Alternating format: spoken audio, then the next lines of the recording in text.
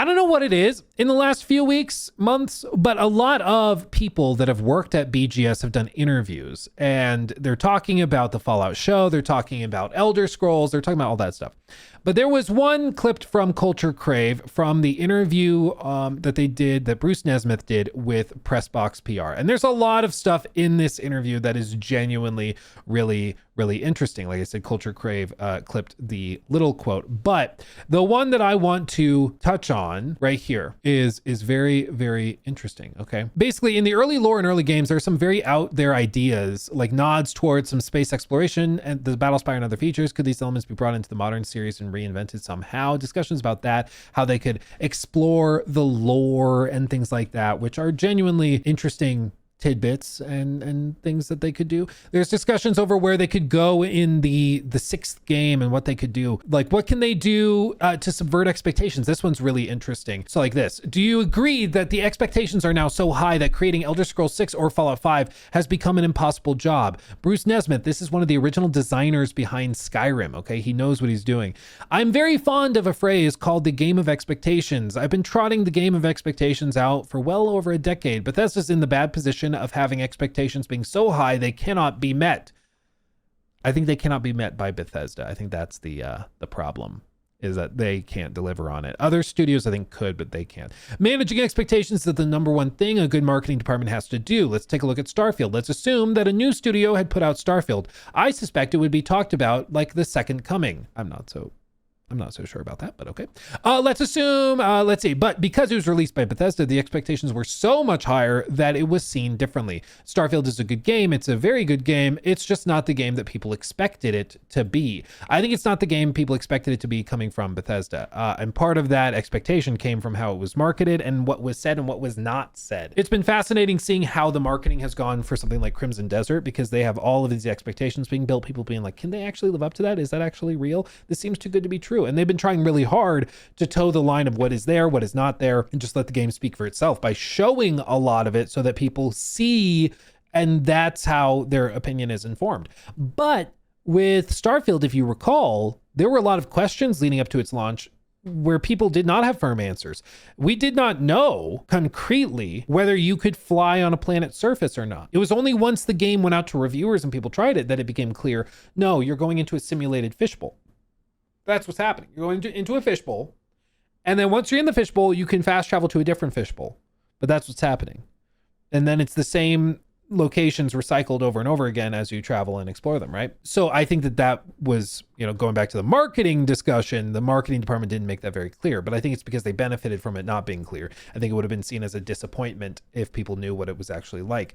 Now, going back to the Elder Scrolls 6, they have the same problem, and they're going to have the advantage of having done Elder Scrolls 5, 4, 3, and 2, to where I think they've got a good shot at meeting expectations. After Oblivion, there were very sky-high expectations, and Skyrim met them and exceeded them. After Fallout 3, there were very high expectations for Fallout 4, and the studio met them. So the potential is definitely there, but I agree with Nate Perkypile. Boy, do they have their work cut out for them, which is absolutely true. Nate Perkypile is also one of the people that worked on like Skyrim, Fallout 4. I think he left after Fallout 76, I want to say, but he's an indie dev now and makes his own stuff, which is pretty cool. And then this one, how could they shake up Bethesda's formula to subvert expectations and wrong foot players in a good way for Fallout 5 and Elder Scrolls 6? And he says, I would probably look at two things. I would probably look at having the world be more dynamic. Bethesda games in the last decade have become less dynamic in order to meet the needs of what the games needed and audience expectations, but to be able to have the world be more fluid, I think that would be very cool. I also think to look at Baldur's Gate 3 and draw lessons from that smash hit,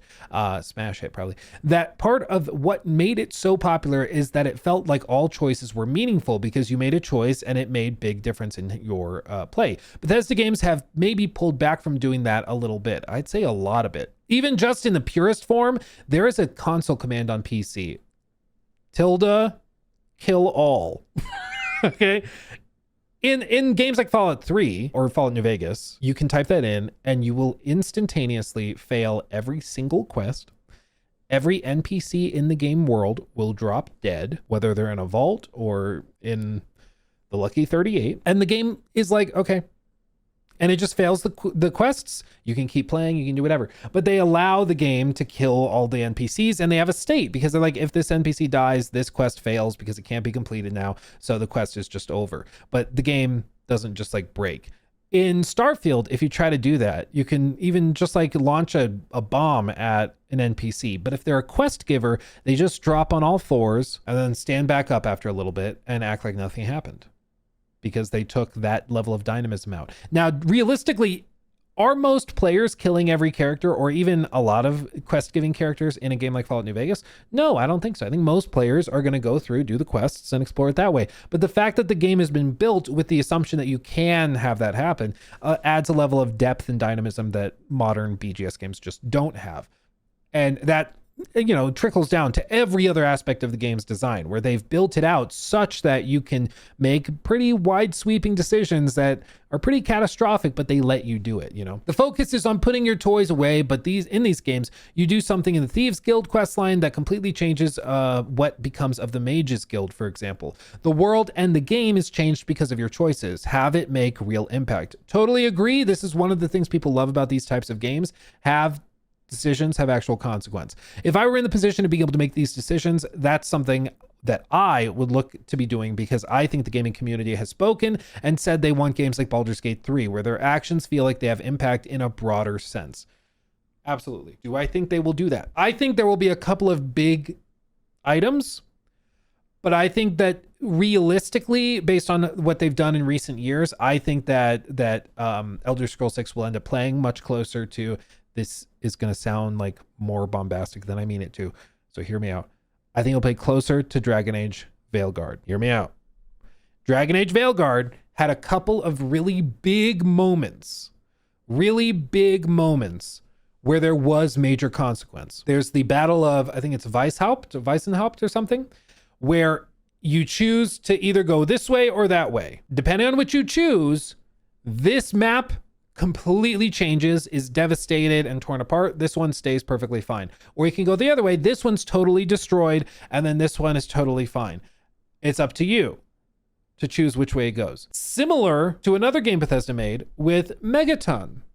They allow you to destroy Megaton or to leave it be, but it's up to you. People still look back at Megaton as an example of like gameplay consequence, even though there wasn't a ton of on that level in Fallout 3 and certainly not Fallout 4 and subsequent ones. But I think that they'll have some big, very easy to market moments of consequence, just like Veilguard had. Because Veilguard had a preview event where they showed us that, and it made us all really excited that, oh, this is the level of consequence we're going to have in the story and in the game. And if you can keep this up for an entire game, that's going to be crazy cool. Turns out that was like the only... like one of the only times there's real consequence was the little sliver they showed us, right? I think that it's likely that there's going to be a couple of very big moments like that in Elder Scrolls 6, where it's like, do you save the castle or do you let it fall? You can save the castle and the castle is fine. There's a quest giver in there that stays alive and you can do that. Or you can let it fall and then it's overrun by some werewolves or something, and all of a sudden the quest giver dies and that's just an empty building basically that you can't go into.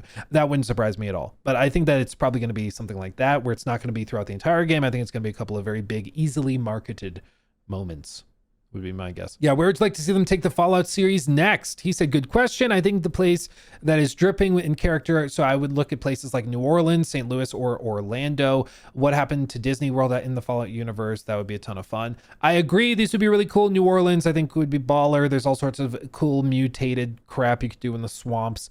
That could be really cool. St. Louis could be interesting. Orlando, yeah. New York is the other one that would be really cool, but realistically, do they do New York? I think it's a little too big for them, just being real. Some of the most impressive places have already been done. Las Vegas, I mean, that's a place just dripping with flavor. Boston and DC, these places just exude that. So you need to find some place like that. I agree. I don't think you can do a Fallout game in the middle of Kansas and have it be really fun. I don't think that works. I think you got to have it in something a very interesting place. This is interesting. How does the public perception of Todd Howard differ with the man you know? That's interesting because Todd's a man of myth and legend, you know. Some people make him a really big deal. Some people act as though he's like elevated to gaming sainthood. Some people talk about him constantly, and it frames every discussion that they have, you know, around these games. I've heard. So certainly it's worth discussing. What is the man actually like, you know? When he's not ascended into an ethereal plane. Well, you'll have to tell me what you think of the public perception of him is what it is. I've known the man for a long time. For me to see the forest for the trees is a little difficult. I can tell you candidly that when working at Bethesda up through the Skyrim days, Todd is probably one of the best bosses I've ever had. I can tell you that he's keenly aware of the fact that he is a bottleneck and he works his ass off to not do that. Unfortunately, he doesn't succeed very well. This is something that we've heard time and time again in these interviews that Bethesda employees have done after leaving the company, is that Todd is a bottleneck, meaning all of these decisions kind of funnel up to him and he has to give the thumbs up, thumbs down because he knows what he's doing. And it is quantifiable. The less involved he has become, the worse the games end up, at least in terms of general popular consensus, is that the less involved he is, the worse they get. The more involved he is, the better they get. So he knows what he's doing, but the problem is there's only one Todd, and Todd is very busy. Todd does not only work at BGS anymore, Todd is also executive producer on like the Indiana Jones game. He's doing the Fallout TV show stuff. I can only imagine the other stuff Phil Spencer has him doing to like build out the Fallout remakes and spin-offs and stuff, the mobile games he works on. He's got a lot of pots on the stove for sure. And he's tried over the years to get less involved in the day-to-day, but as we've seen, the less involved he is, the worse the games get. And I think it's probably because the people that are left to make the decisions aren't good at making those decisions, but that's just my opinion. I think that the people that are left at the studio to make those decisions on his behalf consistently make what I would consider to be the wrong decisions. But that's, again, just me. But this is not something where he is being an ogre about it. What a statement. It's part of the culture of the studio, and that is extremely difficult to get away from because it's baked into how things are done. Even though he tries desperately not to, he does what he calls seagulling, where he swoops in and changes things. It still happens. So it's just how the company is. And I mean, I just think if you got hired at BGS, the expectation is that, yeah, if Todd says this is this way or that's that way, that's how it's going to go. Todd's the final decision maker. It's BGS. Like, it's Todd's company, right? I'll give you the counterpoint too. When you build games as big as Bethesda games, Todd was very good about saying, I care about this and this and this and this. And he spends a lot of time and attention on those things. We were left to go our own way on it. Not that he wouldn't come in and have to approve the work, but he would give a lot of leeway. You know, I revamped the entire magic system for Skyrim because I felt it was very old and cliched and it needed to be redone. We had talked about it. He approved the general idea and he was very involved in that. Then he let me have my head. Not that we didn't have discussions about this particular thing or that, but I had a lot of freedom to create that, a lot of freedom. It was the same for a lot of the character systems. He was very involved in the perks because he had a vision for what he wanted. On the underlying stuff, I had a tremendous amount of freedom to do what I wanted to do. I would say that the reputation you just said is both earned and unearned because it's a big studio. It's a big project. We do big projects. We did big projects. We can have both of those things be true at the same time. And I think that this is certainly, it's the thing with BGS is that Todd has, for better or worse, become the figurehead of everything. So when something goes well, Todd gets the praise. When something goes poorly, Todd gets the blame. It's just what happens when you're at the top of a company and the company is involved in a lot of stuff. As a result, people think that like Starfield's problems land squarely at Todd's feet. I think a lot of them do. But I also think that it's pretty clear if you listen to the interviews that like Kiwi Talks, great YouTuber that does interviews with these devs, those interviews that the devs did, they said one of the reasons they left the company was because Todd was so uninvolved. It was because they were looking forward to working with him. One of the, like the senior quest designer, I believe it was Will Shen, said that he was the senior quest designer for Starfield and he saw Todd once a week in one meeting. Like that's tough. That's tough, especially when you're trying to build something and you want to live up to his vision, like, and he can't be more involved in that. Like, that's just, it's going to be tough to be dynamic like that. To me, it seems pretty clear that the company's just too big. It's grown too big. It's doing too many things, but it's a company that still is built around Todd and Todd can't live up to it. You know, I think that that's part of the problem. But this is one of the really interesting tidbits that I wanted to touch on that kind of sparked my interest in this interview. Will the success of the Fallout TV series lead to the Elder Scrolls getting its own show? Probably one of the most obvious questions after the Fallout show's success. My personal take actually aligns very closely to what he's about to say. I don't think it would really work. One of the reasons I don't think it would work is partially like just narratively, but also what marketing people will call like the squint test or like the silhouette test, which is that you want something that's so unique and recognizable and iconic that the squinting, you can still tell what it is. Or if it's just a silhouette, you can tell what it is. If you see the silhouette of the Vault Boy, giving the thumbs up, you know what that is. If you see a silhouette of power armor, you know exactly what that is, right? With Elder Scrolls, what is that going to be? Maybe the actual like scroll, but that's far from iconic. You know, I think that that's nowhere near like the Pip Boy or Vault Boy, you know, thumbs up pose. So that's tough. Is it the horned helmet? I mean, that could be true of anything. Okay, loading screen. How dare you? How dare you? Oh, that's funny. That's pretty funny. Okay, that's good. You got me. You got me on that one. Okay, that was good. That's good. But this is what the lead designer on Skyrim said about that, okay? If ever there was an advocate for the Elder Scrolls, it's this guy, lead designer on Skyrim. What does he say about an Elder Scrolls show? Quote, "What you have to realize about things like the Fallout TV show is that they don't make Bethesda money directly. I would be shocked if Bethesda is making any money that they care about really, not when you literally make billions of dollars on Skyrim. What you're going to make by licensing the IP to this show is just peanuts. But what it does get you is attention. What it gets you is notoriety. It's marketing. Do they really need marketing for Elder Scrolls 6? So he's pointing out, I don't think they even need to do a show, so why bother? I also think there's something very special and different and unique about Fallout that lends itself to becoming a TV or movie experience, whereas the Elder Scrolls is trying to be a standard kind of fantasy. That's not as interesting. Not in this day and age where you already have the Lord of the Rings movies, we've got Game of Thrones. You'd have to try to find something to lean into that would be special about it. Like the lead designer of Skyrim. The guy is saying it's just standard kind of fantasy. Like even he's kind of like talking it down a little bit, you know? It's crazy. This is Cap. The Fallout show is exposing it to thousands of normies. Sure. I think that's absolutely true. I think casual fans and people that are not playing the games are seeing the show. Like my wife, she doesn't play the Fallout games. She's just not that interested in them, but she's watched the Fallout show and has really enjoyed it. So she's enjoying it. It's not converting her into a player, even though she plays other games, but there's no doubt some people that are going and buying the games and doing that. But I think right now he's probably right. Like the Elder Scrolls does not need the show to help hype it up.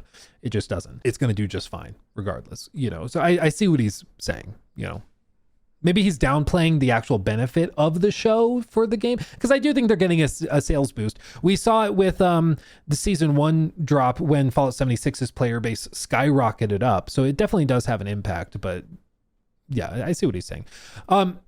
Yeah, you look at Fallout, he continues, you look at Fallout, everything is special about it. There is nothing like the Fallout universe anywhere else in gaming. It's very unique. That makes it easy to make a TV show and draw eyeballs as opposed to going into a fantasy world where you've got elves and people throwing spells around. You'd have to raise those stakes. There's a dragon. I've seen dragons 20 times before. What are you giving to viewers that's new? Different media have different needs, and I don't know that the Elder Scrolls would fit that media well. Maybe a movie, but I would struggle to see a TV show. That would just be for promotional purposes, but they're not going to make a ton of money off of it. I think he's right. I don't think a TV show really works. And I think the magic of a game like Skyrim or Oblivion is that in their day and age, they were the quintessential ultimate way for a more casual gamer to experience light fantasy. You know, it's not like The Witcher fantasy where it's like, okay, welcome to the game, first few hours, let's have a quest about a stillborn baby. Like, we're not doing that. It's much lighter. And that is something, it's why I've called, and many other people have called it too, like they're junk food games. They're popcorn games. They're games that you can just kind of play and escape to, and oh, I'm riding a dragon, and oh, I'm fighting these guys, oh, I'm having a good time. You don't have to think about it too much. It's not too heavy, you know? It's not trying to be heavy.